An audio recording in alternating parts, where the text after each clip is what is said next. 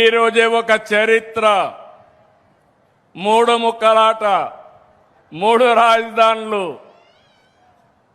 రాష్ట్రాన్ని విధ్వంసం చేసి ఆనందం పొందారు.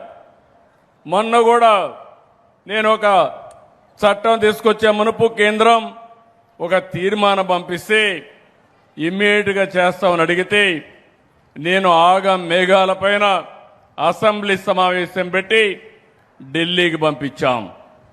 అసెంబ్లీ సమావేశాలకు కూడా రాలేదు. అది ఒక రాజకీయ పార్టీ ఎట్లా ఊహిస్తారో మీరు నాకు అర్థం కాల. ఇంకా ఎవరైనా ఈ రాష్ట్రంలో వైఎస్ఆర్ కాంగ్రెస్ పార్టీ అని చెప్పుకోవాలంటే సిగ్గుపడాలి తప్ప అలాంటి పార్టీ వల్ల మనకు వచ్చే లాభం ఏమీ లేదని కూడా మరొకసారి విజ్ఞప్తి చేస్తున్నాను.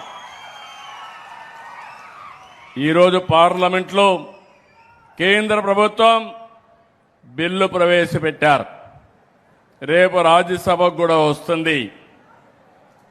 ఇంకా రాబోయే రోజుల్లో అమరావతిని ఇంచు కూడా కదిలించలేరు. అమరావతి ప్రజా రాజధాని, అవునా కాదా? ఆంధ్రప్రదేశ్ రాష్ట్రానికి ఏకైక రాజధాని అదే అమరావతి.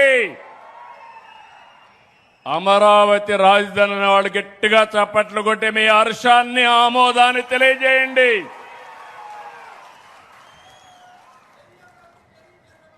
ఒక వ్యక్తికి ఒక అడ్రస్ ఉండాలి, ఒక రాష్ట్రానికి ఒక రాజధాని ఉండాలి. అలాంటి రాజధానిని విధ్వంసం చేసి ఎడారి అని, లేకపోతే శ్మశానమని, ముంపు ప్రాంతం అని ఎగతాళి చేసి మనకు రాజధాని కూడా లేకుండా చేసే పరిస్థితికి వచ్చారు. కలిగించే విషయాలు ఇవన్నీ ఈయనంటాడు. భవిష్యత్తులో కూడా రాజధానిని ఎవరు మార్చకుండా చట్టం తెస్తున్నామని చంద్రబాబు నాయుడు చెప్తా ఉన్నాడు. భవిష్యత్తులో కూడా రాజధానిని ఎవరు మార్చకుండా చట్టం తెస్తున్నామని చంద్రబాబు చెప్తా ఉన్నాడు.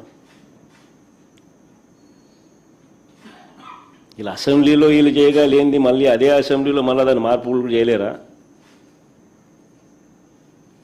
చట్టాల గురించి మాట్లాడే ఈ వ్యక్తి చట్ట సవరణల గురించి మాట్లాడ్డా?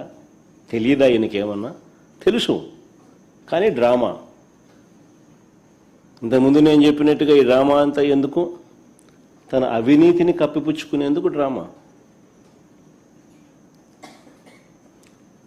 ఏ చట్టమైనా కూడా చట్టసభ ద్వారా చట్టం చేయగలుగుతుంది, చట్టంలో సవరణలు కూడా చేయగలుగుతుంది. ఇది అందరికీ తెలిసిన విషయాలే.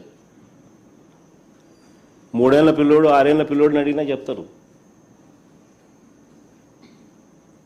కానీ చంద్రబాబు నాయుడు ఏదో కొత్తగా ప్రజలకు తెలియనట్టుగా, దాన్ని పక్కదోవ పట్టించేట్టుగా, దాన్ని ఏదో విప్లవాత్మకంగా తీసుకొని వస్తానట్టుగా ఓ బిల్డప్, దానికి ఒక కథ. ఎందుకు అదంతా చేస్తూ ఉన్నాడంటే తన అవినీతి నుంచి టాపిక్ డైవర్ట్ చేసింది. నేను సూటిగా చంద్రబాబుని అడుగుతా ఉన్నాను. 2014 నుంచి ఇప్పటి వరకు 12 ఏళ్ల కాలంగా, 2014 నుంచి ఇప్పటి వరకు అంటే ఆయన 5 ఏళ్ళు, మళ్ళీ మధ్యలో మా 5 ఏళ్ళు, మళ్ళీ ఇప్పుడు 2 ఏళ్ళు, దాదాపుగా 12 ఏళ్ళు కాలంలో మనస్ఫూర్తిగా చంద్రబాబు నాయుడు అడుగుతానా, నువ్వు ఈ ప్రాంతంలో ఉన్నావా అని అడుగుతా ఉన్నా. మనస్ఫూర్తిగా ఇక్కడ కాపురం పెట్టావా అని అడుగుతా ఉన్నా. ఇప్పటికీ కూడా మీ కుటుంబాలన్నీ ఎక్కడున్నాయని అడుగుతా ఉన్నా.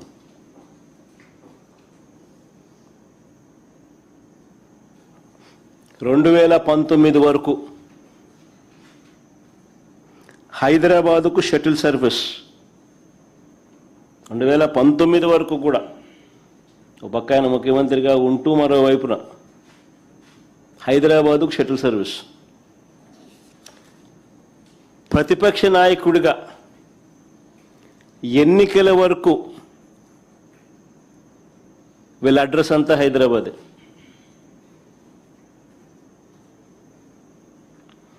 ఇప్పుడు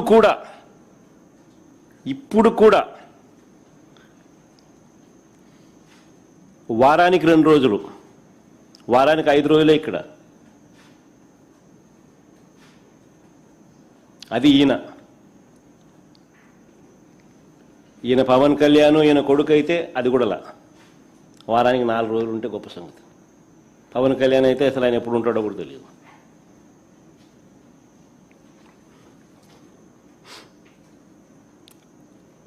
ప్రత్యేకంగా ఒక్కొక్కరికి ఒక్కొక్క విమానం, షటిల్ సర్వీస్, ఇవన్నీ వాస్తవాన్ని నేను చెప్పేటివి.